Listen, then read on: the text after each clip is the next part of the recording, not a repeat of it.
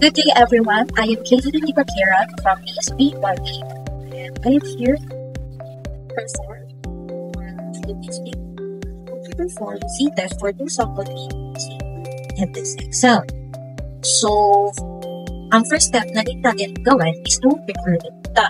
So, as we can see, ito sa left natin, let's say natin, is naka-prepare na already yung mga data.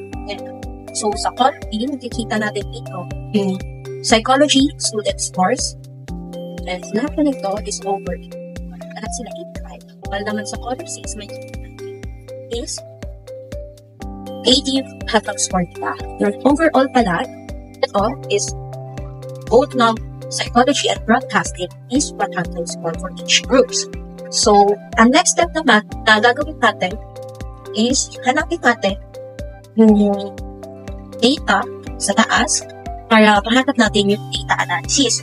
So, i-click lang natin siya. And once ma-click natin siya, tinignan tayo sa upper right natin. And makita natin yung data analysis. So, after natin makita yan, is i-click lang natin siya. And once we click na natin, sanapin na natin yung data or yung Z-test na need natin. Which is yung data na need natin gamitin is makikita siya sa banda. Which is Z-test for two sample days. So, click lang natin siya. And after natin siya makita, isipin lang din natin. Okay. So, once makita natin, okay, ito yung lalabas, which is yung table. So, variable 1 to each is nakapatungkol ito sa column, which is yung mga psychology student score. So, ang kailangan lang natin i-chat is yung overall na score nila. And including dito yung table.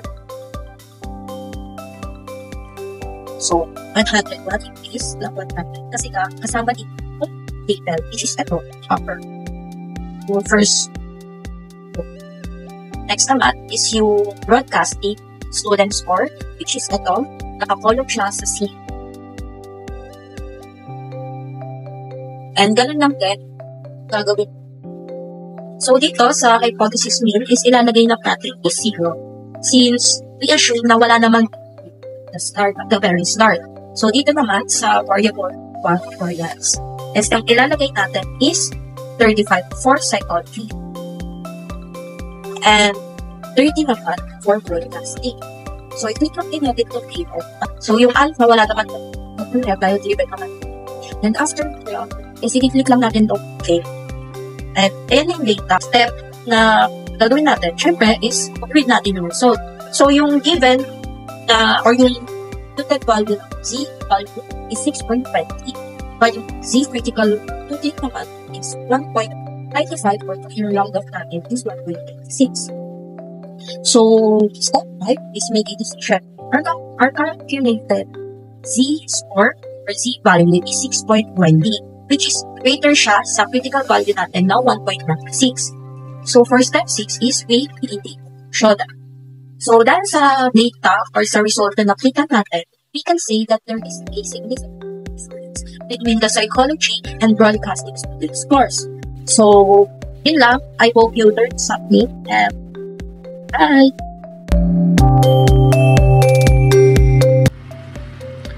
Good day, I'm Rachel Lobo from ESP 1A. Today, I will be discussing on how to determine the t-test sample for our t-test result for independent sample. First, you need to input your data here. So, I have my data here already po. So, I will just have to copy paste it. Then, you need to label it with experiential for X1 or the column A, then lecture for X2 or in the column B. Yung iba po is walang data analysis, so para lang po malaman nyo yung iba pong Excel is wala pong data analysis. Para po magkaroon po kayo ng data analysis is you need to go to option, then add-ins, tapos may makikita po kayo ditong data analysis, which is ito na nandito. Then, gawin nyo pong go, tapos check nyo lang, tapos okay. Then, yun po makikita nyo na magkakaroon na po siya under data ng data analysis. Tapos, after po magkaroon yan, click nyo lang po siya. Then, click this one po, t-test to sample assuming equal variance. Yan po i-click nyo. Tapos, okay lang po. After ng okay, makikita nyo po yung range ng variable 1 is ito po yung x of 1 is from this one lang po. Hindi nyo po isasama yung title which is experiential. Then, doon po sa variable 2 is ito lang po. Hindi nyo po sasama yung lecture. From here lang po hanggang dito. Tapos, make sure yung alpha nyo po is 0.05. Then, okay. Then na po, makikita nyo na po kagad yung result niya. Yun lang po. Thank you. Good day everyone. I am Angel Lupuya from BSP 1A.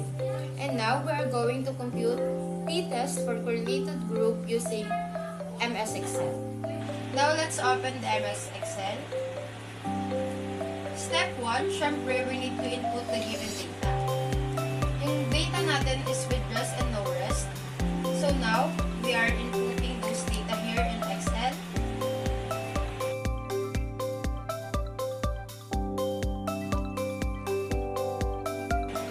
After that, we need to click the data and go to data analysis. And click the t-test paired for 2 sample fields or t-test paired 2 sample for fields. And after that, enter the range. Yung sa variable range 1, click or drag this column lang na may label na with rest. And yung sa variable 2 naman, yung katabi lang niya, input naman natin itong pangalawang nasa column. And after that, check the labels and click OK. And ito na po, lalabas na yung results. That's all. Thank you.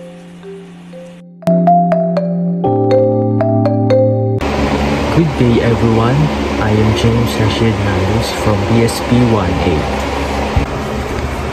Here are the steps on how to compute Pearson's R using Microsoft Excel.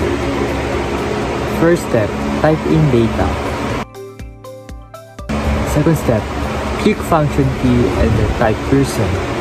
Make sure to place your cursor to a blank cell before clicking in function key.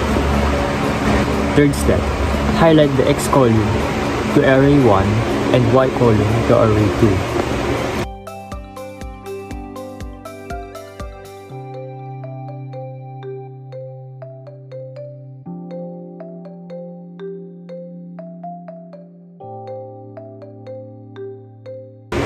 Fourth step, click OK.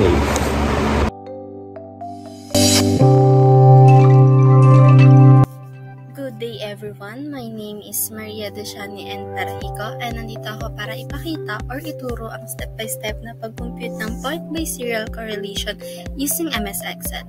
So first na gagawin natin ay buksan natin yung MS Excel. So eto. Tapos, i-enter natin yung data na binigay. Like dito, in-enter ko yung data ng IQ, which is the X. Ito. And yung data ng gender, which is the Y. So, after nun, i-click natin sa cell yung FX. Yan. Pagkatapos, ganito yung lumabas. Hanapin natin yung Pearson. And then, click OK. And then, ganito naman yung lalabas na data. So, ilalagay natin sa array number 1 yung results ng data ng IQ. So, papaano yon? Ang gagawin natin is i-click natin itong 86, long press pababa. Lalabas yung result ng IQ or the data ng result ng X. So, next sa array number 2 naman, ganun din. Click and then long press pababa. So, lalabas yung result natin ng array number 2. So, after nun, makikita natin dito sa data yung pinaka-result ng ating data. Nandito na yung value. So, sa example ko, ang lumabas na value is 0.667492631. So, after that, i-click natin yung OK. And then, eto. Dito lalabas yung nakuha natin final answer ng ating data. Ganun lang kadali. Thank you!